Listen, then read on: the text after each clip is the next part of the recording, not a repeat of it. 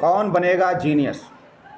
और इस खेल के नियम पता है, दो दो लाइफ लाइन है, एक लाइफ लाइन ऑप्शन लेने की और एक लाइफ लाइन बाहर जाकर पूछने की। कल ए टीम विजयी रही थी और आज फिर से 5-5 प्रश्न।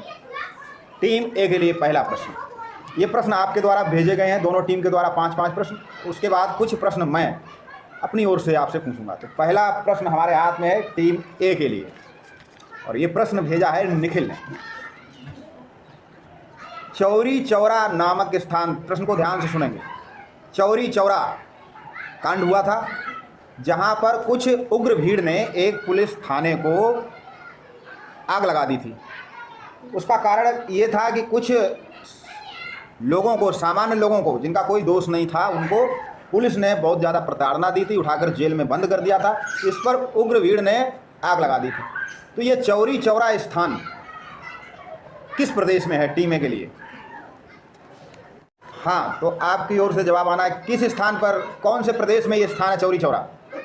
लॉक किया जाए। कंप्यूटर महाशय के जवाब को लॉक किया जाए। कंप्यूटर महाशय ने आपके जवाब को जांचा, परखा, समझा, और ये सही है कि चौरी चौरा गोरखपुर के पास एक स्थान है और ये उत्तर प्रदेश में।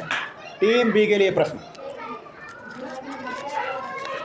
ये प्रश्न भेजा है, अभी आप लोगों का भाग्य बड़ा प्रबल है कि प्रश्न आप ही की टीम के द्वारा भेजे गए हैं। महात्मा गांधी द्वारा व्यक्तिगत सत्याग्रह आंदोलन के लिए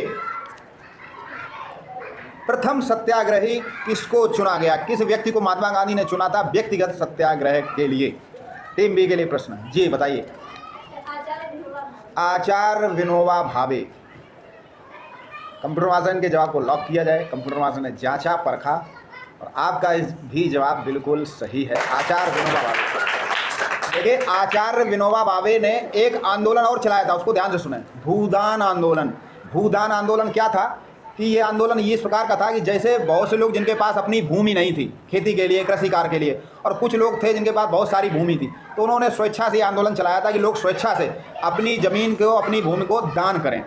तो भूदान आंदोलन चलाने में का जो श्रेय है वो आचार्य विनोबा भावे को जाता है। और टीम ए के लिए अगला प्रश्न, जो टीम, और ये प्रश्न भेजा है, बड़ा भाग्य आपका प्रबल है अभी कि वो प्रश्न वहीं से निकल रहा। कार्यपालिका का कार्य क्या होता है?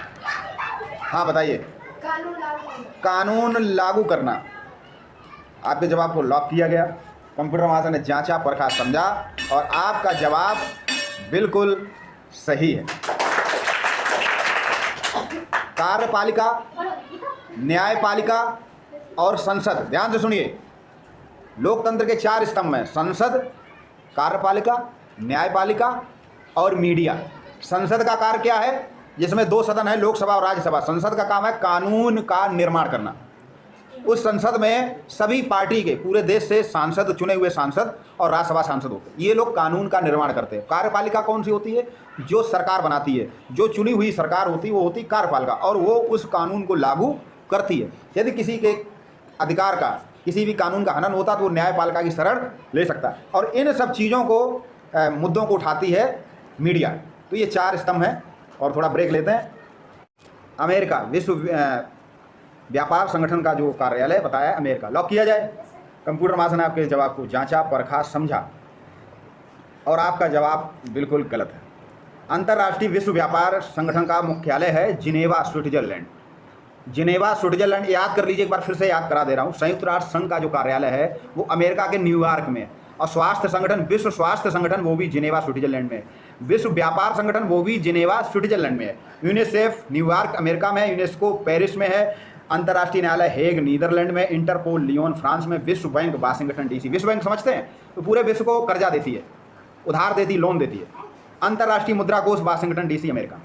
तो आप इन प्रश्नों को याद कर लें। चलिए, टीम बी के लिए प्रश्न, और ये प्रश्न जो आया है टीम बी की ओर, हल्दी का रंग पीला किसके कारण होता है? कुरकुमिन। लॉक किया जाए। कुरकुमिन।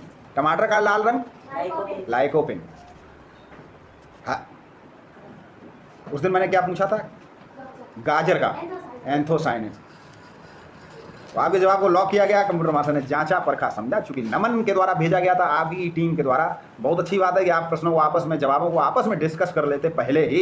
हल्दी का रंग पीला कुरकुमिन तत्व के कारण होता है। और टीम ए के लिए प्रश्न,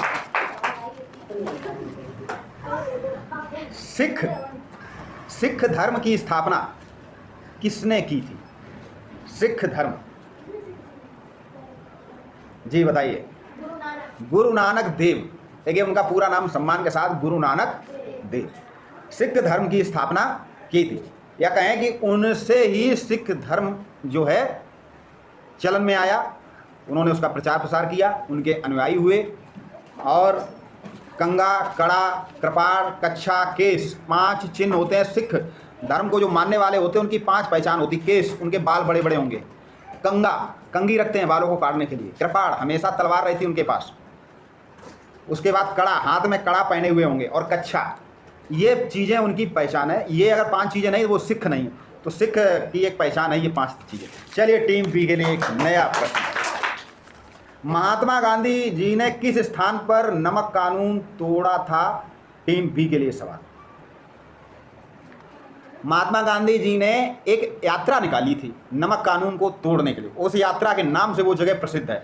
मैं आपको बता दूं, वो तो हम लोग एक दिवस भी मनाते हैं। अंग्रेजों ने नमक पर टैक्स लगा दिया था, तो उन्होंने नमक खुद बनाकर वो नमक कानून तोड़ा था कि हम हिंदुस्तानी भी अपने लिए नमक खुद बना सकते हैं। तो साबरमती आश्रम से उन्होंने ये यात्रा शुरू की थी और अंत उस स्थान पर किया था जहाँ पर उन्होंने नमक बनाया था। और वही स्थान प्रसिद्ध है नमक कानून तोड़ने के लिए। तो आपको बताना है कि नमक कानून गांधी जी ने किस स्थान पर तोड़ा था। तो टीम बी ने इसके लिए ऑप्शन की लाइफलाइन मांगी है। साबरमती, लाहौर, दांडी, पटना। 4 ऑप्शन जहाँ पर गांधी जी ने ये नमक कानून तोड़ा था।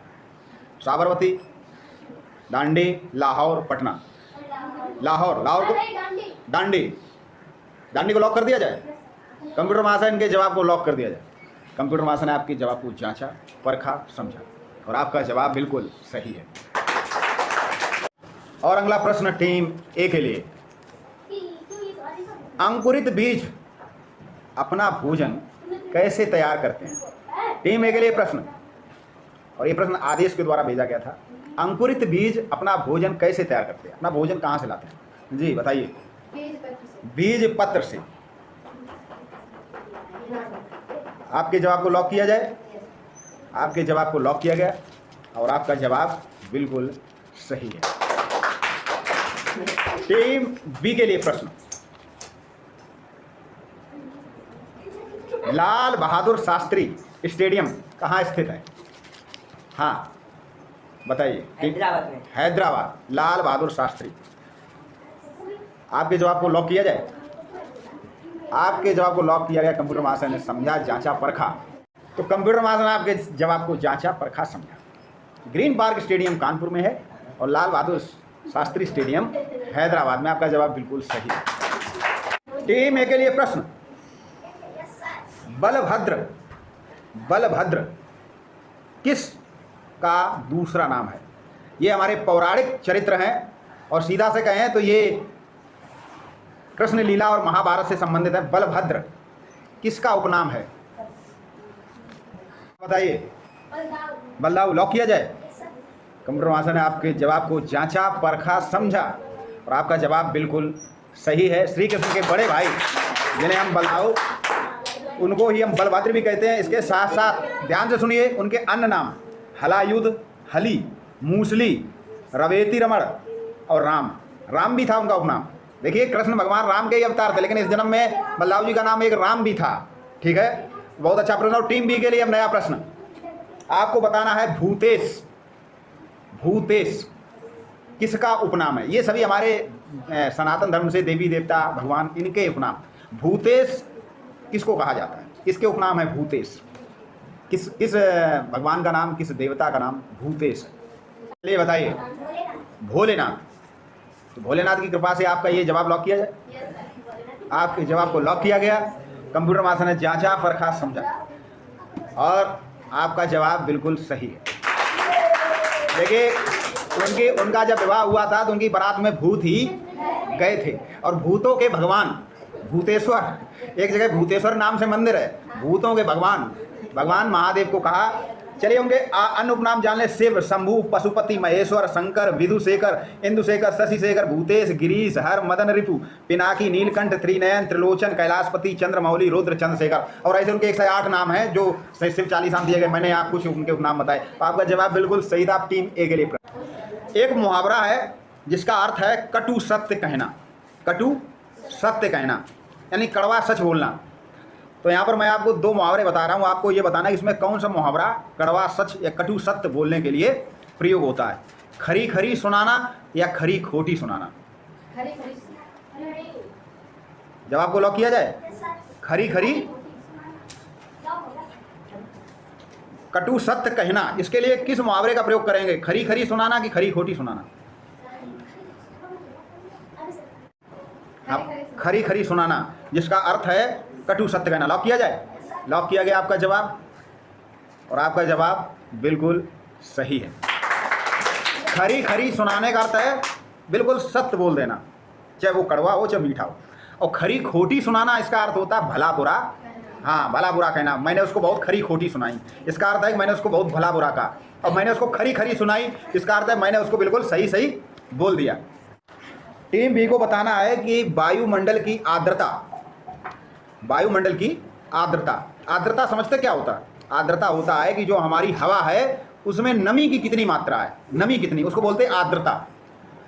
तो आपको बताना है कि आर्द्रता को मापने वाले यंत्र को क्या कहते हैं? टीम बी, आर्द्रता को मापने वाले यंत्र को क्या कहते हैं? जी बताइए। कंपाउंड। अब ये कंपाउंड मीन्स तो यौगिक होता है। आप कंपास बोलना चाहते हैं, कंपास। देखिए कंपास, लॉक किया जाए कंपास को। पहले तो कंप्यूटर मास्टर पूछेंगे आपका जवाब सही कि गलत, फिर हम उसकी विवेचना करेंगे। तो आपके जवाब को लॉक किया गया, आपका जवाब बिल्कुल बिल्कुल ही गलत है। देखिए कंपास का प्रयोग दिशा को पता लगाना, दिक् सूचक यंत्र है। दिशा की किस जो समुद्र में नाविक जाते हैं वहाँ दिशा का भ्रम होता है, तो वहाँ कंपास का प्रयोग करते हैं। कंपास हमेशा उत्तर दक्षिण की ओर रुकता है, उससे दिशा। मैंने पूछा था आर्द्रता मापने का यंत्र, तो सीधी सी बात है किसी भी चीज़ का यंत्र जब पूछा जाए तो एक उसके साथ मापी जोड़ दो तो उसका नाम हो जाता है। आप बोल सकते थे आर्द्रता मापी यंत्र, आर्द्रता को मापने वाला आर्द्रता मापी यंत्र, जिसको हम लोग बोलते हैं हाइग्रोमीटर।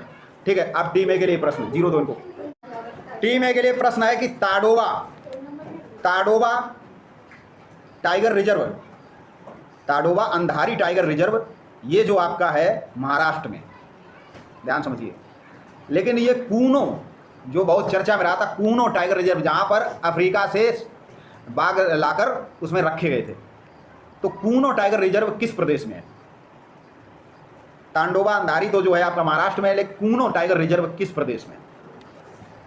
चलिए बताइए। मध्य प्रदेश। लॉक किया जाए। कंप्यूटर मास्टर मध्य प्रदेश को लॉक किया जाए और जवाब को जांचा परखा समझा, तो आपका जवाब बिल्कुल सही है। अब टीम बी के लिए, टीम बी के लिए प्रश्न है कि राष्ट्रपति शासन, अभी कश्मीर में राष्ट्रपति शासन लगाया गया था। राष्ट्रपति शासन क्या होता है? कहीं भी राष्ट्रपति शासन जब लग जाता है तो वहाँ की जो मौजूदा सरकार होती है वो भंग हो जाती है।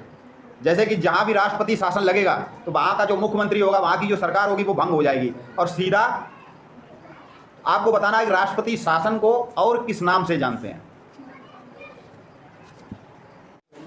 इसमें केंद्र सरकार का सीधा नियंत्रण हो जाता है उस राज्य पे, तो राष्ट्रपति शासन को और किस नाम से जानते हैं?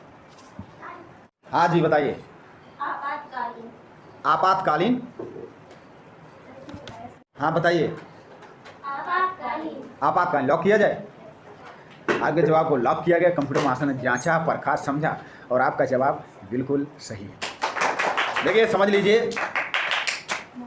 भारतीय संविधान का अनुच्छेद 356 भारत के राष्ट्रपति को केंद्रीय मंत्रिपरिषद की सलाह पर, यानी राष्ट्रपति इसे केंद्र की सरकार की सलाह से किसी राज्य में राष्ट्रपति शासन लागू करने की शक्ति देता है। इसमें राज्य सरकार की स्वायत्तता अस्थायी रूप से निलंबित कर दी जाती है और केंद्र सरकार राज्य के प्रशासन पर सीधा नियंत्रण रखता है। इसे राज्यपाल शासन, संवैधानिक आपातकाल या राज्य आपातकाल के रूप में भी जाना जाता है। तो आज की टीम, आज की जो क्विज हुई उसमें जो टीम विनर हुई है 3-3-6-1-7, 3-3-6-1-7 और इनको एक अंक बोनस का मिला, क्योंकि इन्होंने एक भी लाइफ लाइन नहीं ली, तो इनको मिले 8 अंक और टीम ए 1 अंक से विजयी घोषित की जाती है।